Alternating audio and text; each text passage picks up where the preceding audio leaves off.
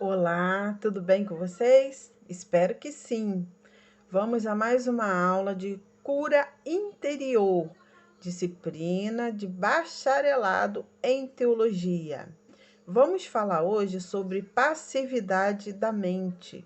Uma breve oração para que o Espírito Santo de Deus esteja, nesse estudo, esteja, me orientando e trazendo a vocês também um bom entendimento da palavra, em nome de Jesus. Senhor, meu Deus, em nome de Jesus Cristo, Senhor. Espírito Santo de Deus esteja, Senhor, falando através da tua serva, em nome de Jesus. Que esse povo tenha um bom entendimento, Senhor. Que os alunos possam absorver o seu ensinamento, em nome de Jesus. Amém. Passividade da mente é a estratégia de Satanás dominar o homem. E para dominar o homem, ele usa essa estratégia, a passividade da mente. Para que ele exerça esse domínio, precisa de uma mente passiva, que se habitue a não raciocinar. A passividade leva as pessoas facilmente ao engano. Sintomas da passividade mental. Quando existe inatividade, uma ação se faz necessária e não consegue. Quando existe uma ação descontrolada, não consigo pensar, não consigo lembrar, não consigo me concentrar. Há uma incapacidade de domínio da situação. Satanás usa vários meios para dominar a mente das pessoas: televisão, videogames, filme de terror, música, rock, new age, relaxamento, heavy metal, populares. Músicas, exemplo, bossa nova, sertanejo, sensualidade, tá? Conjuntos Slayer. A morte toma-me e captura minha alma. Satanás, nosso mestre em ações viletas do mal. Guia-nos passo a passo, derrame o sangue, deixe-o correr para mim. Tome a minha mão, solte a sua vida. Você derramou sangue, eu tenho a sua vida. Essa é a letra da música do conjunto Slayer. Conjunto AC/CD. Eu sou o espreitador noturno, durmo durante o dia. Tudo em silêncio enquanto penetro no seu quarto. Não há nada que se possa fazer. Não há nada que se possa fazer. Em 1985, na Califórnia, 14 pessoas foram assassinadas e sodomizadas após a influência de música, tá? E essa letra que eu acabei de falar é o conjunto AC/CD. Eu sou o espreitador noturno, durmo durante o dia. Mensagens subliminares, informações que entram em nossa mente sem que percebamos ou possamos discernir, julgar. Exemplo, propaganda de metro, cinema. Devemos voltar para Jesus e só permitir que ele ocupe espaço em nossa mente. Só permita que Jesus ocupe lugar na sua mente. Filipenses 4, versos 7 e 8. Vontade, instrumento para tomar decisões, poder de escolha. É através da vontade que o homem decide o seu destino e faz as suas escolhas. Deus dá ao homem poder da escolha para que ele escolhesse obedecê-lo e amá-lo. A palavra de Deus sempre apela para a vontade do homem. Se alguém quiser vir após mim, hoje, se ouvirdes a minha voz, quem quiser ganhar a sua vida, o homem é livre para escolher vida ou morte, bem ou mal. A vida de uma pessoa é consequência de suas escolhas. O presente e o futuro são consequência das escolhas do passado. Sempre podemos escolher entre obedecer a Deus ou a Satanás. Não escolhemos as consequências, nós colhemos a consequência. Precisamos aprender a fazer boas escolhas.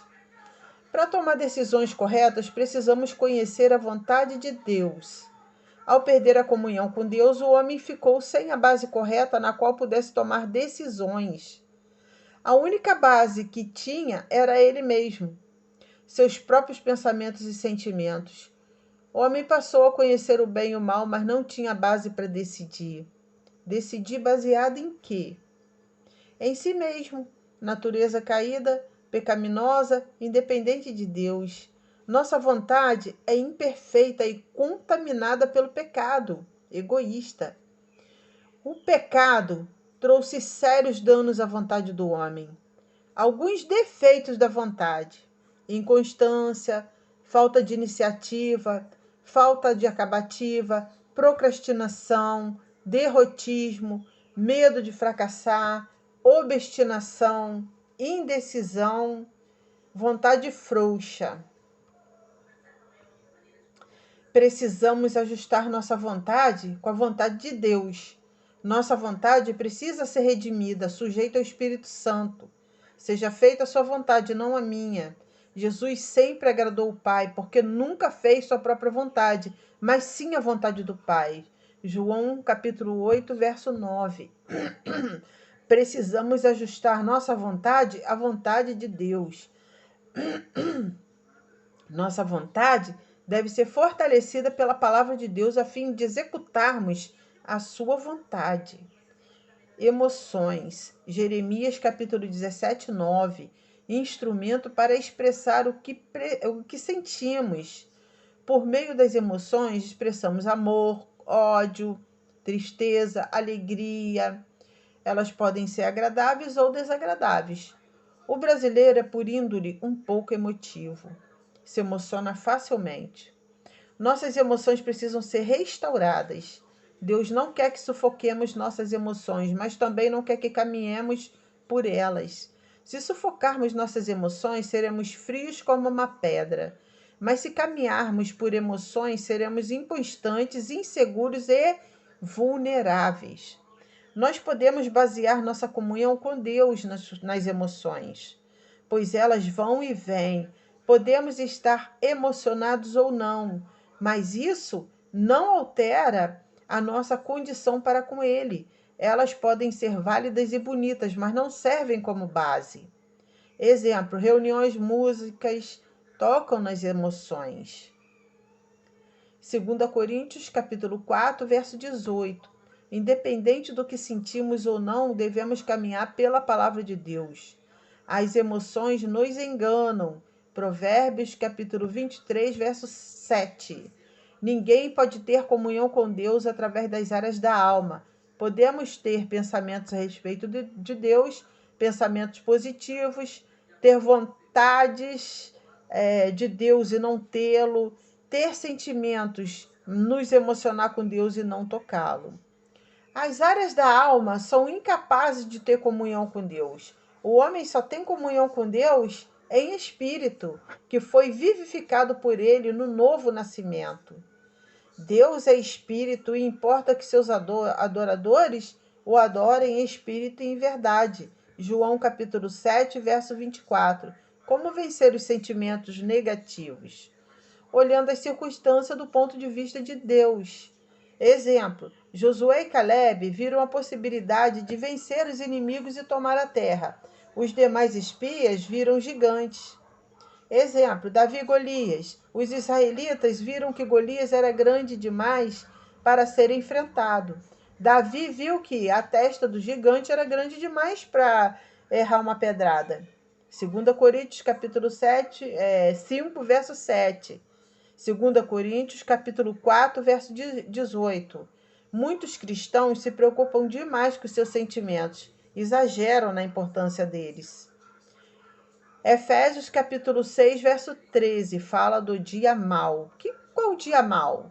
Sabemos que temos que andar pela fé, e não pelos sentimentos, mas é muito comum voltar ao hábito de tomar decisões e julgar nossos valores pessoais ou nossa espiritualidade baseado no que estamos sentindo.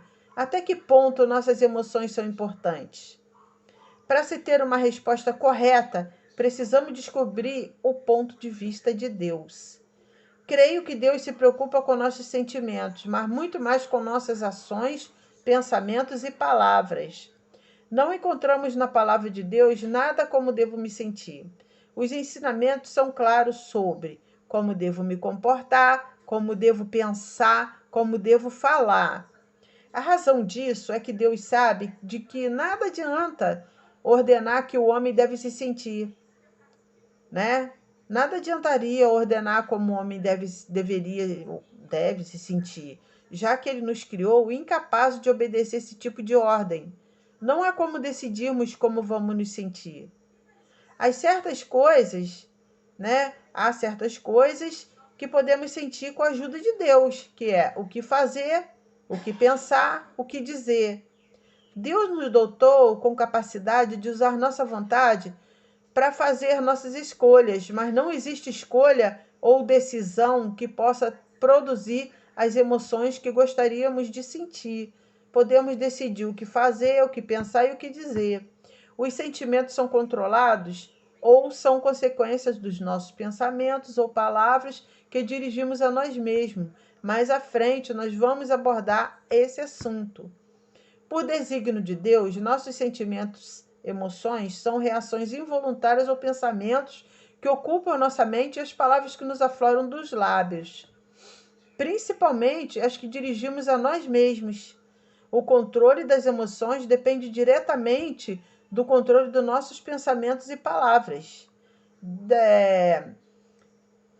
De certa forma, os nossos sentimentos são semelhantes aos nossos sonhos, são provocados por nossos pensamentos, porém, não são racionais ou confiáveis.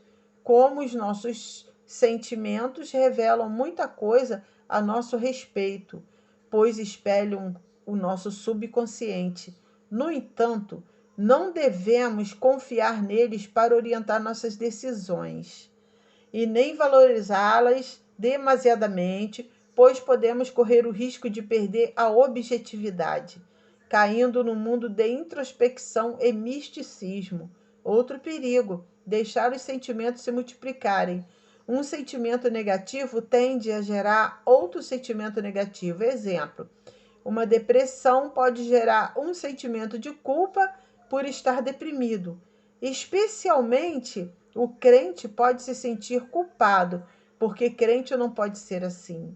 Anticoncepcional, negar aos sentimentos negativos o direito de se reproduzirem e dominar nossas vidas. Não admitir sentimento de culpa. Por exemplo, se eu fosse um crente mais espiritual, não teria esse tipo de sentimento. Como podemos controlar nossos sentimentos? Só podemos fazê-lo indiretamente na medida que pensamos e falamos de modo correto. Começamos a nos sentir melhor quando nos corrigimos da nossa maneira de pensar sobre Deus, sobre nós mesmos, a respeito de outros e das circunstâncias que nos cercam. Há mais de 100 anos, Charles Finney, evangelista e teólogo, afirmou: estou consciente de que não consigo, por meio de um esforço direto, sentir-me como quero e como quero. Sei que meus sentimentos e todos os estados e fenômenos de sensibilidade são apenas indiretamente controlados por minha vontade. Por um ato da vontade, eu posso ordenar o meu intelecto que considere certos fatos e dessa maneira possa afetar minha sensibilidade e produzir um determinado estado emocional. Então vamos parar por aqui, que eu vou iniciar outro vídeo com a sequência dessa aula. Amém? Fiquem com Jesus, que Deus os abençoe. Até o próximo vídeo. Amém?